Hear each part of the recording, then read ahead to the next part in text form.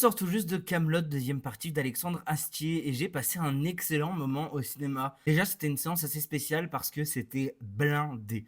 C'est la première fois que mon cinéma est autant rempli. Pourtant, j'ai été voir plein de films, en avant-première, pas en avant-première. C'est la première fois que je vois une salle complète, blindée. Pas une seule place était libre, vraiment, c'était blindé. Et ça fait plaisir de voir un cinéma rempli parce que c'est un très bon film. C'est vraiment un très bon film. C'est 10 fois mieux que le premier, alors que le premier, moi, je suis pas un gros hater du premier, je l'aime plutôt bien. Mais là, je trouve ça 10 fois mieux dans la photographie, dans les effets spéciaux, dans le jeu d'acteur, dans les répliques. C'est une folie. Vraiment, j'ai pris une claque de waouh, c'est ça bien écrire un film, quoi. C'est une folie. Après, c'est Alexandre Astier, on s'en doute. C'est quand même la base de Kaamelott, la série.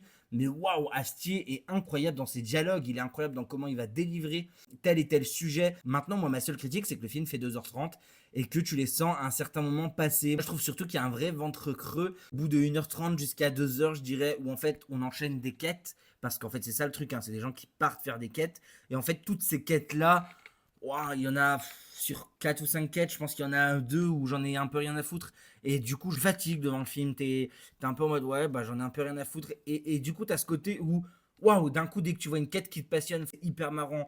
Et tellement rafraîchissant de voir ça dans le cinéma français. Et ça, par contre, c'est un vrai truc que je ressens après la séance. C'est waouh, j'ai vu un truc qui était vraiment très très bien.